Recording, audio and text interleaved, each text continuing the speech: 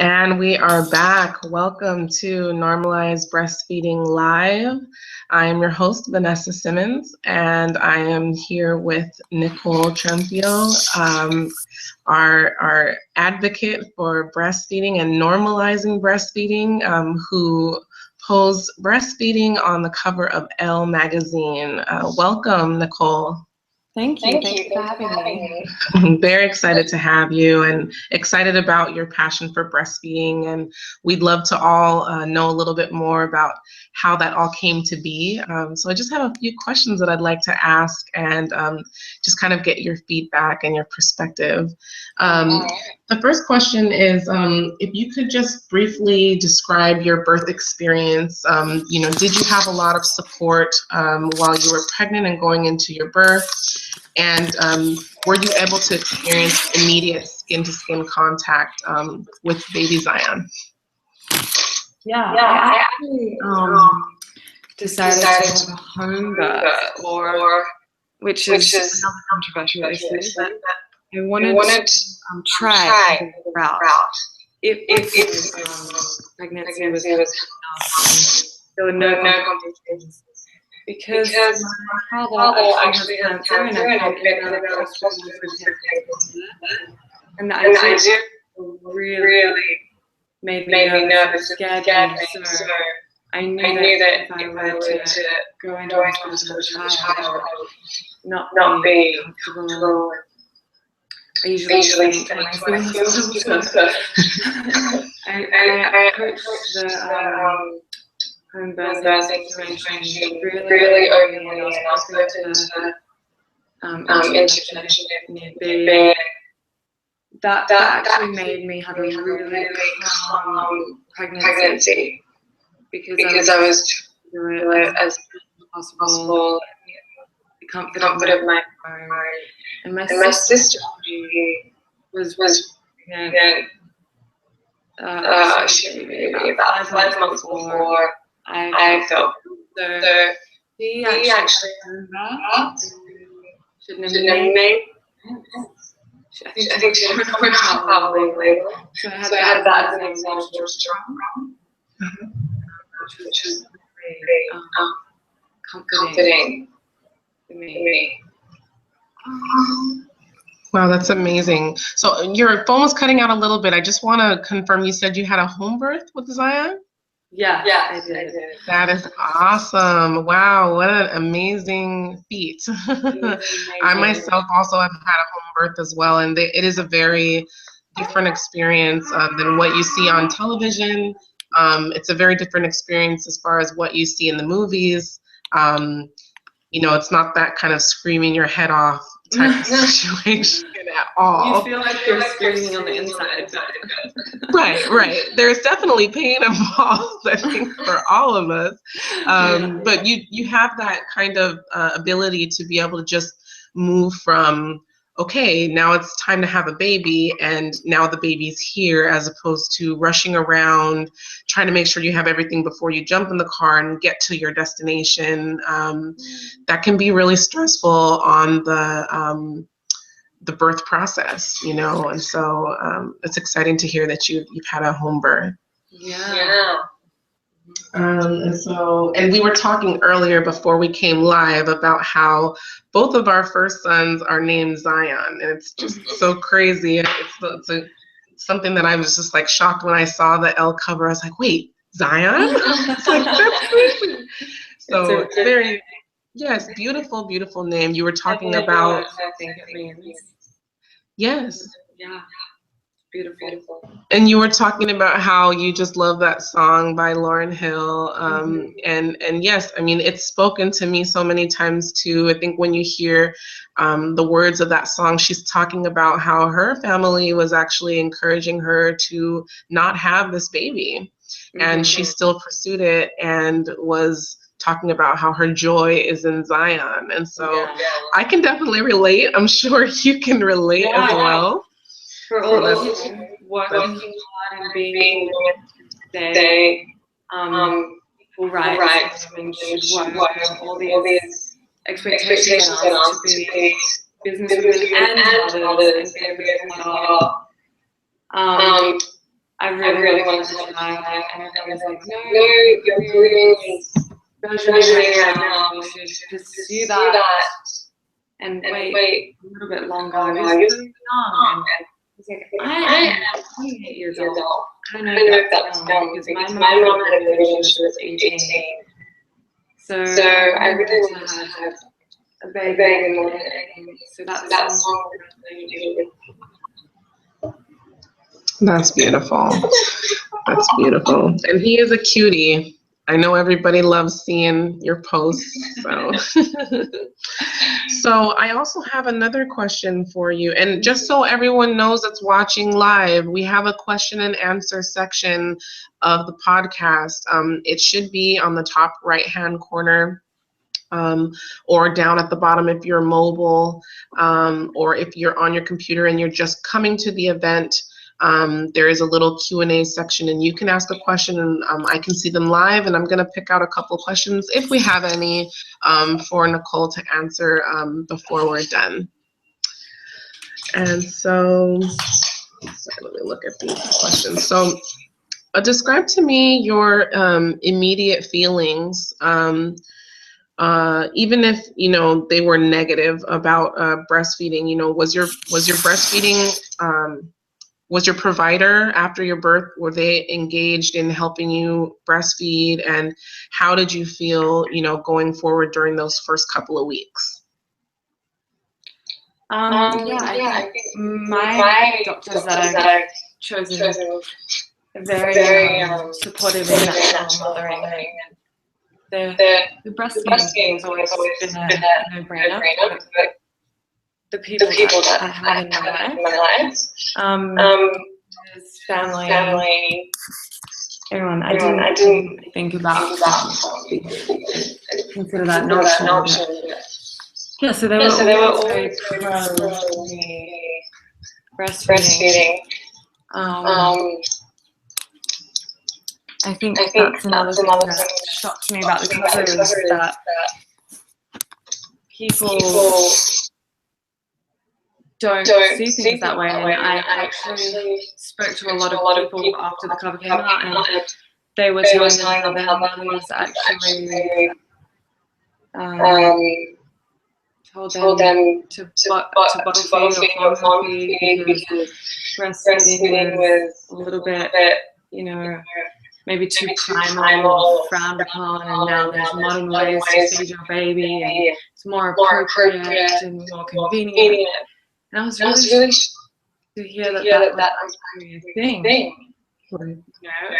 It's definitely not kind of with women, but back in the day, breastfeeding was just, no, we have technology to handle that for you. And they've substituted formula for this amazing life-giving that cannot be substituted for anything. I completely agree. Well, just like you said, it cannot be substituted. We're going to be talking about the WHO code. I don't know if you're familiar with the World Health Organization's breastfeeding code. They talk very much about not substituting human milk for babies, and it's a code that's all around the world, and yet some reason in the United States we are not following this code. And so we're going to be doing a Twitter chat about that tonight. Hopefully you'll join in if you have the time. But we're going to be doing a Twitter chat about that, and just kind of talking about what the code says and what it doesn't say, and what it is promoting and what it's not. So I just wanted to touch on that really quickly. So I also wanted to know, how has breastfeeding helped you to bond with Zion? What do you feel like the connection that you guys have? How do you feel like it's been established since you've been breastfeeding? I mean, I didn't think about this before I started feeding him.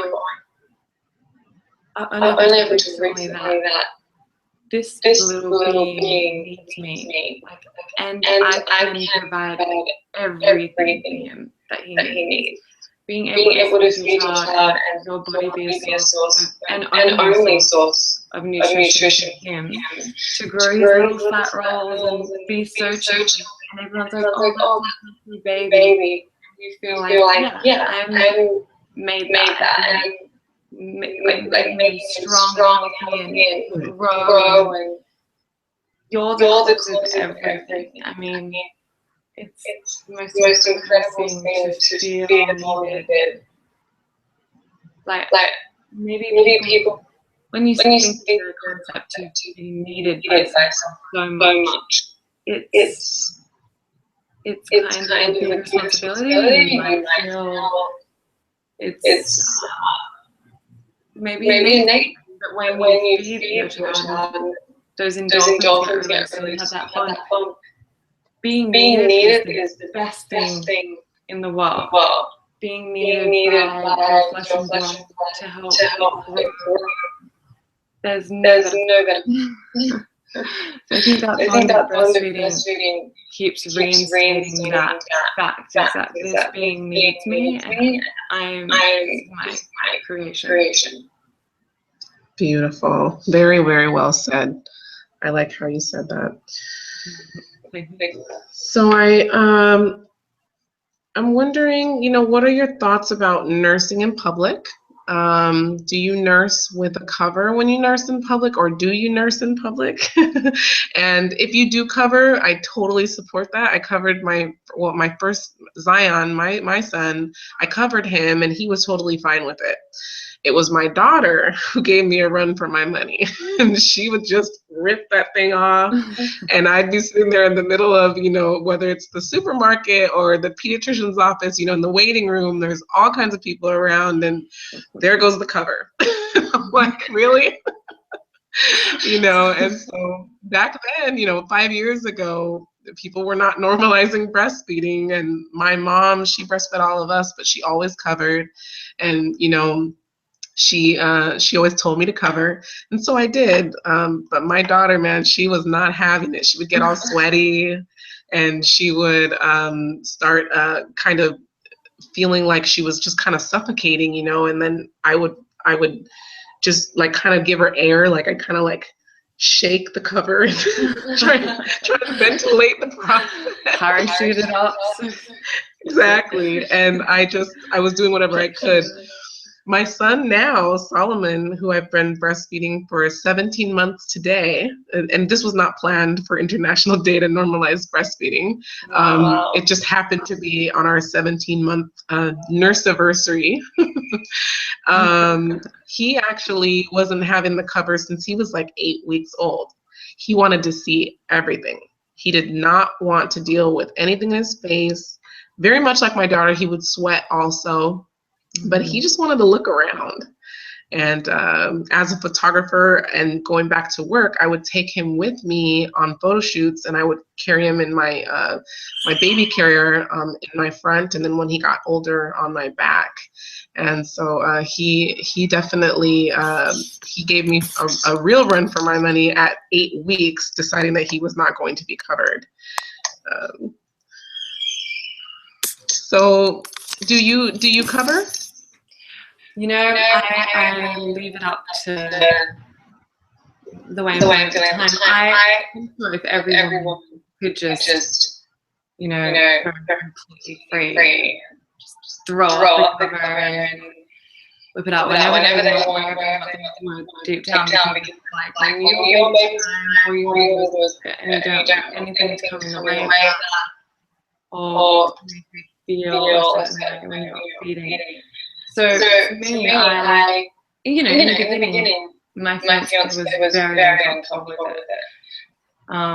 It's not something we've seen before in public. We're intense, and even the cover thing, it feels even weirder, I think, sometimes when you put a cover on. So it was an issue that we really battled with in the beginning, just trying to that piece of mind, what we should do, like, what the best thing is to do for us and for our child. So I would cover sometimes, but generally not. I mean, I'm Australian, so very as a culture, we are allowed to topless on the beach in Australia, which says a lot about how we are with people. In America, I don't go in most places. So that has something to do with feeling free to put a cover on or not, I think. But since the cover came out, excuse the pun, I think in my family particularly, it's more liberating, and I use it less in situations I'm not comfortable in, and we are proud as a family to be representing other women. I think that each one doesn't use a cover or breastfeeds in public should feel like they are another step in the right direction. They are taking a stand. They are a leader to the women around them at the moment. They're being an example across. And I think that's a really powerful thing, because as the world, one person, to create that butterfly effect. Right. So as a woman, as a mother, you could be that one person. Right. That takes a stand. And you really have, you've taken a stand in so many ways. I did watch the segment with Access Hollywood, and you talked about some very, very important things. I was just like, yay, as I was watching it, because, talking about your personal experiences, just for the people who didn't see the segment, tell me a little bit about what you were telling them about those early stages of breastfeeding. Well, I was talking about tongue tie. I was talking about just the difficulty that I faced, and it's funny because I'm very private, and so is my fiance, but when this situation came about, obviously I am being very open, and I think that I need to be around now for the voices of other women, and just hearing how many women didn't know that they might have had this problem with tongue tie, lip tie, thought there was something wrong with them, thought they could continue breastfeeding, or just they didn't have the information or the relatability or anyone else that was providing that. So I felt like responsible for this, even though it was an accident. The cover made such a splash. Right. So talking about conflict tongue tie, lip tie, which is not something that you can physically see inside of your tongue, like it doesn't look like it's deformed in a way. It's subtle, and you wouldn't think that this would be an issue. So with Zion, tongue tie and lip tie, and I am so strong. So for him to hurt me when he was feeding, and I literally was like, would clench every time he got hungry. I was like, I have to feed him. I want to feed him. And I would kick my legs in pain every time he latched on. And then every time, and after he latched during the feed, why he re-latched on, which would be a lot if he couldn't get a good latch. That was the most ever, and nobody really told us. My midwife was hesitant to tell us. She wanted to give it a few more days, because sometimes babies can just grow out of it. And she wasn't sure the way I was latching. I had lactation consultants coming to me. I went on YouTube, I watched the videos, I did everything I could. I then spoke to my sister in Australia, and she's like, breastfeeding should not be painful. If it's painful in any way, there's a problem. and doing the latch, and she was like, no, it's something else. And I spoke to my midwife about it the next day, and she's like, I'm worried about it. Tom's hair lip tie. I've been to a lot of conventions recently, and apparently it's becoming really common in babies nowadays because of too much acid. Like almost every baby has it. Wow. Nowadays. So, and we've been being told that we should have more folic acid, which is really interesting. Isn't it funny? It's the only thing that they really they're like prenatal vitamins, but the folic acid is the main thing you need to take. Right, exactly. You know, get pregnant and, you know, make a baby naturally, then I don't really need to add too many nutrients and vitamins into our diet. I mean, not into our diet, yes, but as a supplement, then maybe not. And this folic acid issue might confirm that is not necessary anymore. Well, I know my midwife shares that same type of perspective. You know, she actually if I told her about, you know, my prenatal vitamin consumption, and she was never too worried about it. You know, all of these vitamins they're being flushed out through our system anyway, you know, and so it's just one of those type of things where we're only getting a small amount of the vitamins that we really need. If we really wanted to focus on, you know, getting good vitamins to our babies when we're pregnant, you know, we would be focusing on eating more raw fruits and vegetables. You know, just something very basic in that way. I actually eat raw, but like 90%. Every once in a while, I have to have other stuff. But I've noticed in my breastfeeding that it's increased my milk supply, and it's also made my milk supply just like it just feels like it's a better quality now. My baby doesn't get as much gas. And I feel full longer, and I feel happier. I don't feel like I have those moments during the day where I'm just so tired, you know.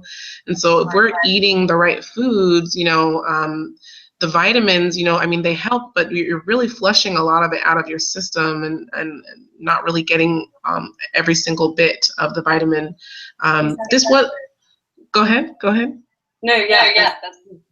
Okay. Exactly Your phone kind of cut out. I wasn't sure if you were trying to say something.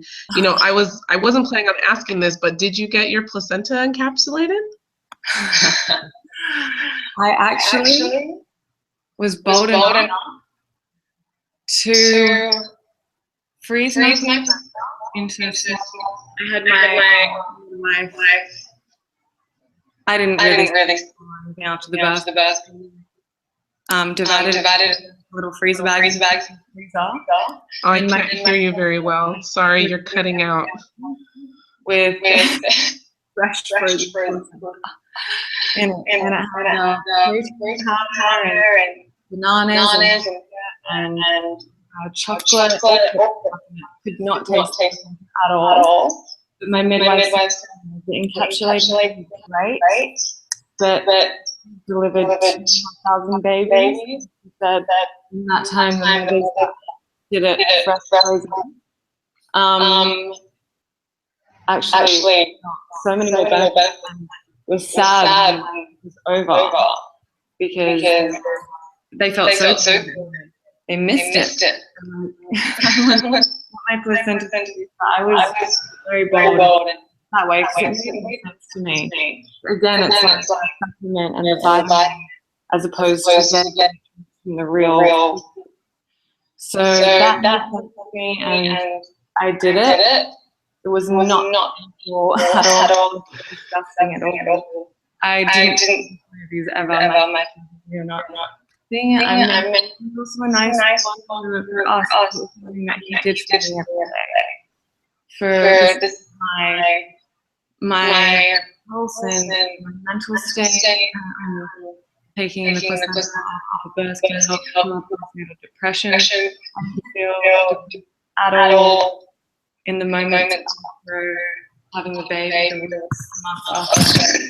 It's in my family, the depression. My mother had it. Very too. So I was way. Your phone's kind of cutting in and out. I just want to let you know. But from what I gathered, you did the bold move of freezing the placenta and cutting it into pieces and putting it into a shake. Yes. Okay. I know about the process, so I'm like, I think this is what she's saying. And then you said you added some protein powder and some other things to it in order to get all of those nutrients back that you gave to the baby while you were pregnant. Yes. Awesome. That is a bold move. I haven't done it. You are better than me. I've done the placenta encapsulation twice. I really don't know if I would actually go as bold as to do all that, but I did have very, very bad postpartum depression and psychosis with my baby Zion. We pumped exclusively for 8 weeks when he was born. He wasn't able to latch on. His mouth was too small. And after we pumped for that long, he was getting craniosacral therapy to help release all of the pressure in his jaw. And once he was able to open up his mouth at 8 weeks, he latched on. And the only problem is I was so sleep deprived from those first 8 weeks that I was actually experiencing postpartum, but nobody could tell because I had such an awesome birth and such awesome support. And I'm just a bubbly person that people couldn't really tell. And it was at about 6 months that it really hit me, and I was actually hospitalized 4 separate times for depression and psychosis. And I was separated forcefully from our breastfeeding relationship because of all the medication. Right. And so it's one of those things, back then I couldn't understand why it happened, but now I'm sitting here in this amazing place to be able to support moms, and knowing that it was all for a reason, and that I would gladly, honestly, do it again for the opportunity to be able to support moms the way that I have been blessed to be able to do so with my photography and with this podcast, and just being able to reach out to moms and help them to get more informed about breastfeeding. Right. That's how I feel too. I had a very peaceful pregnancy, and I experienced all of these hardships postpartum. And if I didn't have this information and knowledge to share with the world, and I'm blessed that I went through that. As they say, everything happens for a reason. Right. Yeah. Right. Yeah. Definitely. So I have one more question for you. Hold on, my phone timed out, so I got to turn it back on. All right. So, I have 2 more questions. So, what are we talked about nursing in public. Okay. So how does it make you feel when you see breastfeeding mothers being shamed on social media? Oh, it's horrible. It's absolutely disgraceful. It breaks my heart. It's the worst thing.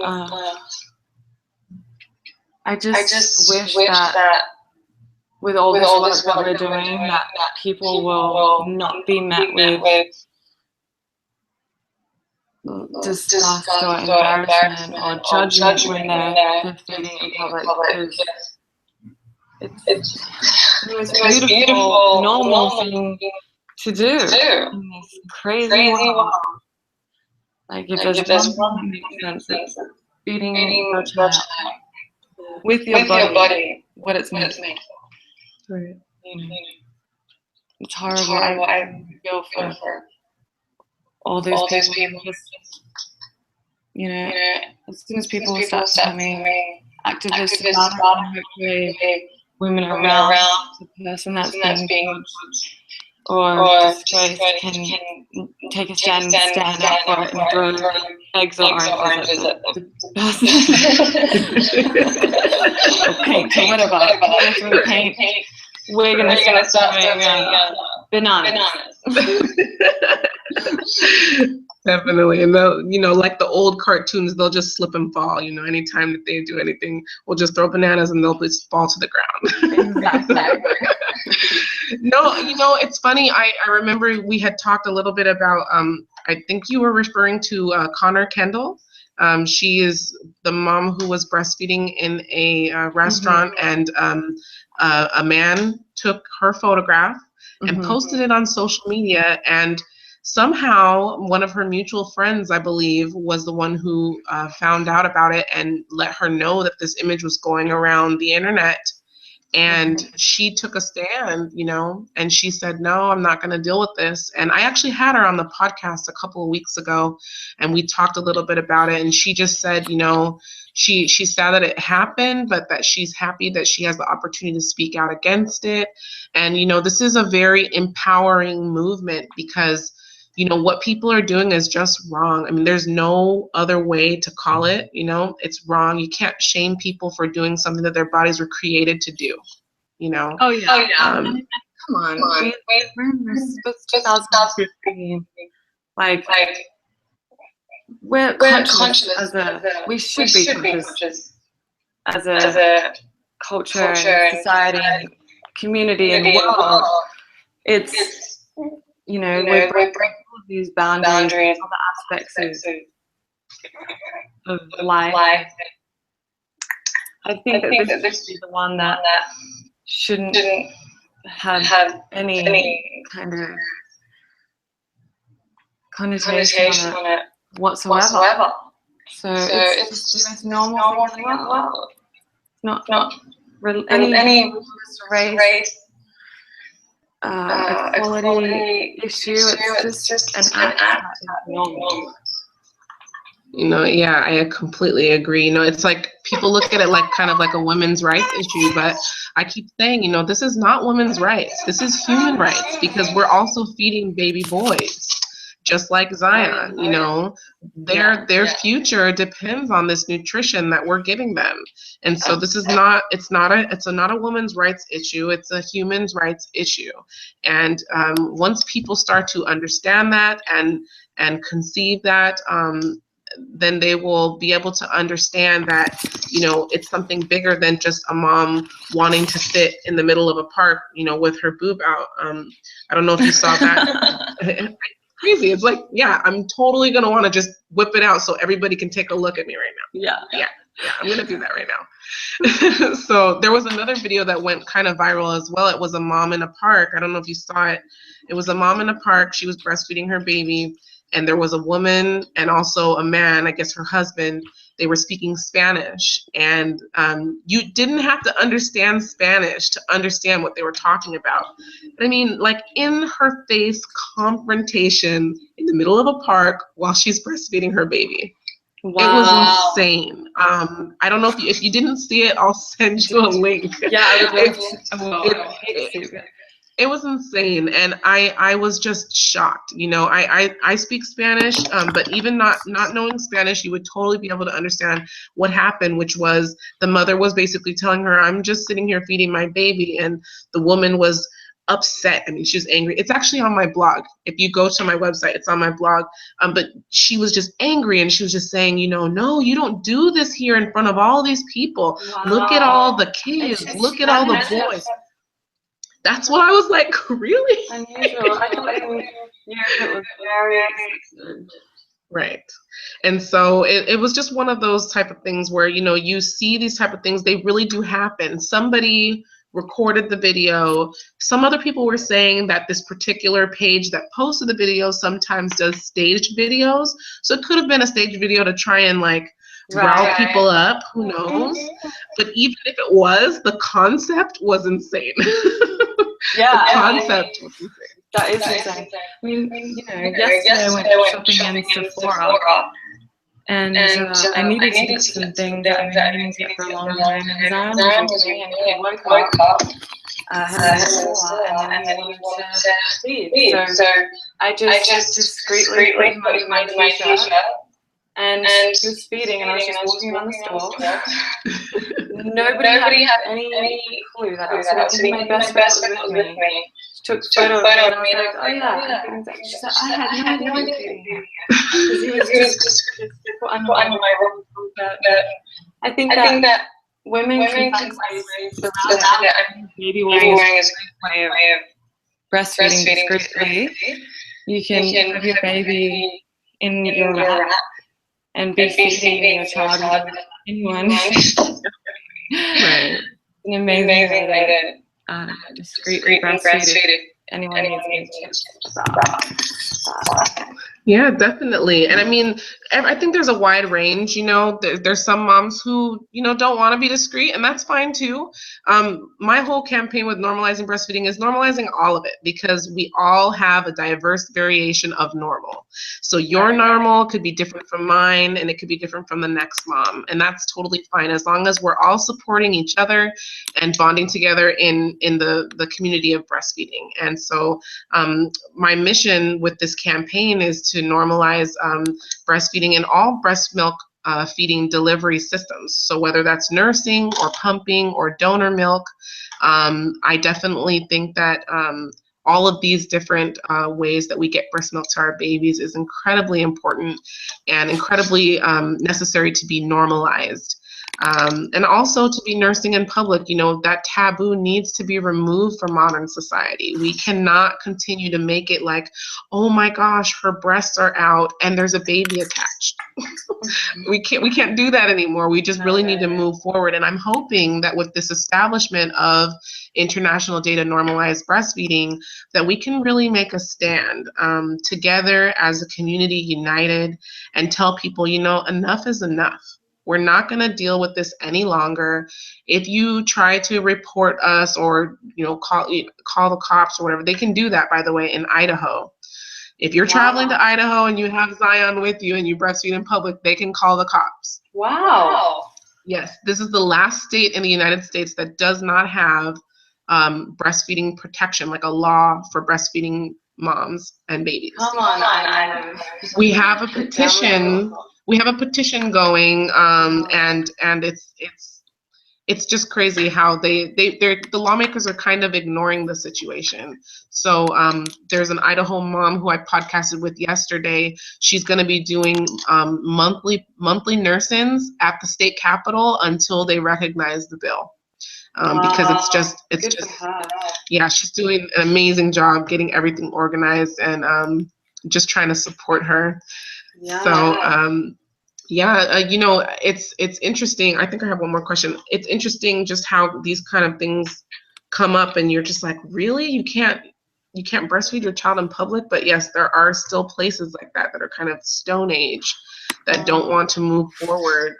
Virginia actually just passed their bill, and it's going to be live on July 1st. Virginia will have the actual right to be able to breastfeed in public without discrimination. That's great. So tell me a little bit about your passion for breastfeeding, and then we have one question from one of the viewers, and I'll ask you that after you're done. Okay. My passion for breastfeeding, it runs deep, you know. Just in that struggle, the mental struggle of possibly not being able to, and facing all these issues with the tongue tie and mastitis, having 100 or more fever, feeling like I was going to die. And then getting through that and then showing these beautiful movements, and then this cover such a pivotal moment in my life. And a voice from people out there. It's becoming probably the most passionate in my life at the moment. You know, and I plan to breastfeed for 1 year, but I might go over that. Good for you. Yeah. And I mean, you know, it's like one day at a time, you know, like you can't really put like an alarm clock on it, you know, like it might be something that, you know, one day, you know, you want to do it for a year, and the next day you're like, well, I don't know if I can make it that long, but I'll try. And then, you know, you might have some amazing months and you're like, you know what, this is not that big of a deal. I can keep nursing, you know, and it's nice to hear that, you know, you have that viewpoint. You know, I plan to go for a year, but I might go over, you know, that's totally fine and totally normal. My son now, he's breastfed the longest out of my 3 kids. My daughter, she weaned herself at 11 months, and I was not ready. I was like, no. After everything I went through with Zion, I was like, I really, really want to keep breastfeeding, but she was just done. And so I ended up, we switched over to formula naturally, and then over to cow's milk. But with my son now, you know, I was like, I'm going to plan for a year because that's as far as I've gone, but I really don't know what happens after that. I've never breastfed a toddler before. And so I went ahead and kept on going. And of course, with this movement happening alongside, it's like, I have all this support. Why wouldn't I keep doing it, you know? And so, I mean, he's such a joy, and being away from him right now. Right now, I'm in San Jose, actually. I'm not in San Diego. Came up here to photograph some moms and babies in a NICU. But I'm really, really happy about you know, our breastfeeding relationship and how far it's gone. And I'm here just pumping for him, and I'm going to be returning to him today to actually nurse him on International Day to Normalize Breastfeeding. Wow. So yeah, so it's gonna be great. But I'm gonna ask you this one last question from our viewer, and then I'm gonna let you go. I know you have a busy day ahead with your little guy and just with life. So it says, breastfeeding initiation rates are very high in both Australia and the United States. However, the rates continuing to exclusively breastfeed or even breastfeed at all drop dramatically after women are discharged to home. How do you think we can change this? I think it's just the thing about having information, because that the problems at the time that I looked at, social acceptance could be weighing at home, and then that's where the women stop. I don't know why, but I was told that. How is it? Can I get anything else? Pretty much. And it was hard.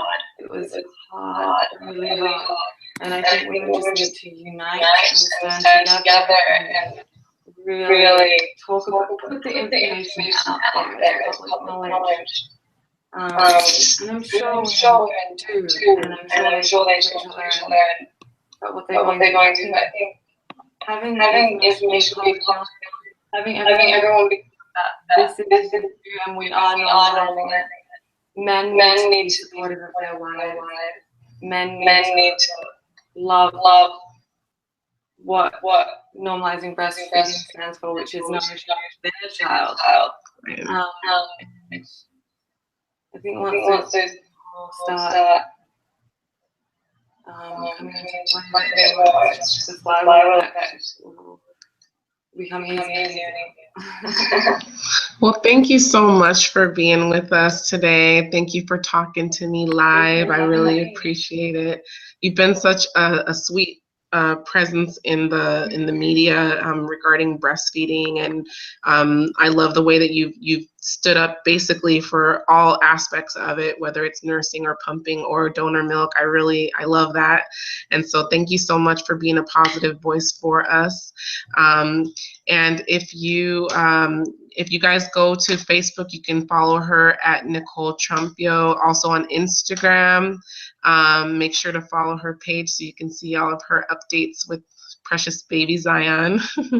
And I just want to remind everybody, if you don't already have one, to get your normalized breastfeeding shirt that is taking the pledge. I have mine on here under my blazer.